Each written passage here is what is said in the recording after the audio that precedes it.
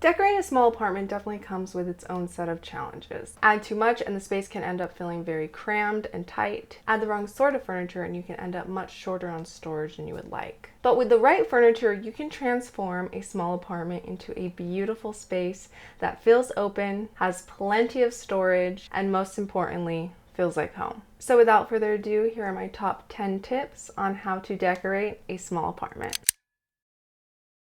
Tip number 1 is to map out the floor plan before you start buying. Look around and start asking yourself questions like, what furniture arrangement would feel the best in this room? Which direction do I want my bed facing? Where would the TV look best? How much room do I have for a dining room table? This will start to give you a really good idea of what you want, which will lead you into step 2, measuring. This isn't exactly the fun part, but it's so important and I highly encourage you not to skip this step. When my husband and I first moved into our apartment, I knew that I wanted the couch along this wall and I wanted to put these 2 lamps on either side of it. But when we went to the furniture store, we found a beautiful, comfortable couch in the color that we wanted that could be shipped in a couple of days. Everything was perfect except for the fact that it would have taken up the entire wall and made the space feel much more jam-packed. And we only knew this because we had taken the time before we went to the store to measure. I've been in houses where you have to squeeze around the couch and ultimately it just makes your space feel more closed off, smaller, more crammed, and just interrupts the flow of the apartment, if you will. When you walk into your home, you don't want it to feel like you squeezed every possible piece of furniture that the square footage would allow. You want it to feel homey, relaxing, welcoming, open. Buying too much or too big of furniture prevents this, so measure. My third tip is to figure out your decorating style before you start buying. Once your home is pretty well decorated and furnished, once it starts to have its own little personality, it's pretty easy to be able to look at something and know if it will fit in with all the things that you already have. But it's much harder to start from scratch. Personally, I'm not creative, but I am good at copying.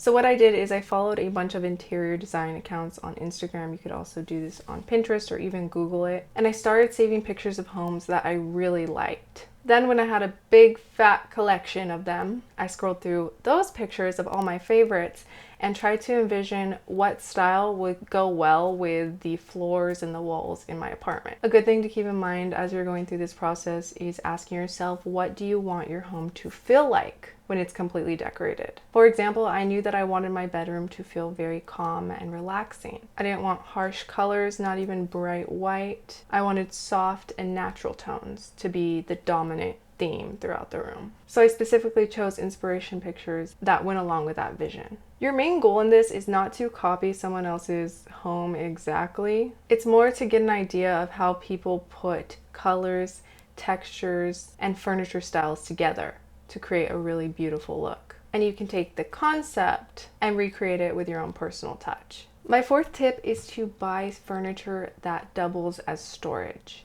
I actually just filmed an entire video on this and it will be going live next week. So make sure to subscribe so you can be notified about that one. But I think one of the biggest challenges with living in a small apartment can be the storage situation. If you don't have enough of it, you'll end up with a lot of things that don't have a home and your space will just end up looking very cluttered, which I'm sure is the opposite of what you're going for. So think about how much storage you need and then think about the things that you can buy to help with this. Some examples are a storage couch, a storage ottoman, a standalone cabinet, Alex drawers, baskets, boxes, nightstands with deep drawers instead of little ones, bookshelves, loading shelves, or even using a nightstand instead of a table. Things like these will just make the most of your space and help you avoid the cluttered look, because the less you have strewn about the house, the more clean and kept and tidy the home feels. You can still have all your random things hidden in the cabinet, but no one ever has to know.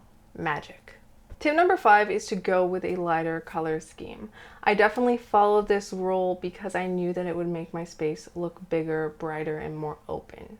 Dark furniture and dark walls tend to close up a space and make it look smaller than it actually is. Kind of like how my mom would always tell me black is slimming. So if you want your space to look larger and more open, think light. This is not to say that you can't have any dark colors in your house. You can sprinkle in accents like small pieces of furniture, something larger even like a couch, or even a black accent wall.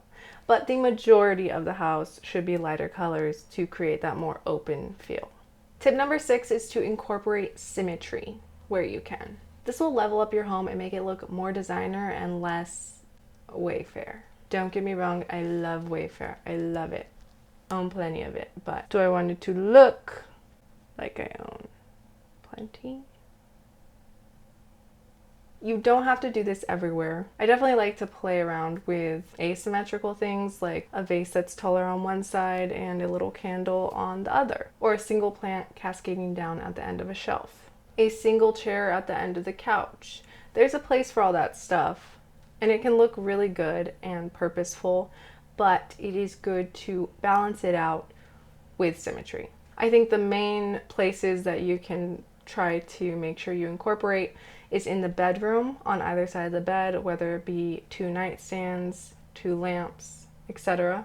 And symmetry tying in the living room on either side of the couch. As you can see here, I did 2 lamps, but you can definitely substitute end tables as well. Tip number 7 is to add mirrors where you can. Mirrors are great. I'm a big fan. The thing is that not only do they make the room look twice as big by tricking the eye, they also reflect light and are just a great way to open up a space. Something interior designers will do is put a mirror when you first walk into a house so that guests can see themselves when they walk in.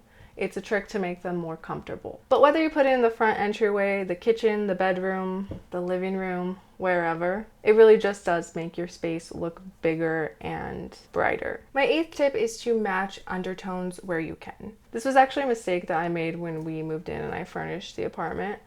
I wasn't paying attention to the undertones of the wood I was choosing, so I ended up buying furniture that had mismatched warm and cool undertones. But the rule of thumb is that all the wood does not have to match. You can play around with different shades as long as the cohesive look is either all cool or all warm. So try to pick one and stick to that. Tip number 9 is to try to incorporate some quality real pieces with the more budget-friendly options. Now I know how expensive that can be, but it doesn't have to be. Adding a real leafy plant in your living room, buying high-quality linen curtains instead of cheap Walmart ones, going with a natural fiber rug like wool instead of synthetic, which surprisingly is often comparable in price, or even doing a little thrift furniture flip with real oak. Something I found is that you don't want your entire house to be made up of IKEA, because if you do this, it shows. The feel of the home is almost synthetic, versus if you've ever been in a house with a solid wood table, high quality wood floors, stoneware, plants. I think we can just kind of sense when things are real. And it just adds a beauty to the home that cannot be replicated. So even if everything you buy doesn't fit this description, just try to sprinkle it in where you can. Try and mix the budget-friendly wood veneer with some solid, real pieces. Or at the very least, real plans. Trust me, it will make a difference in the feeling of your home.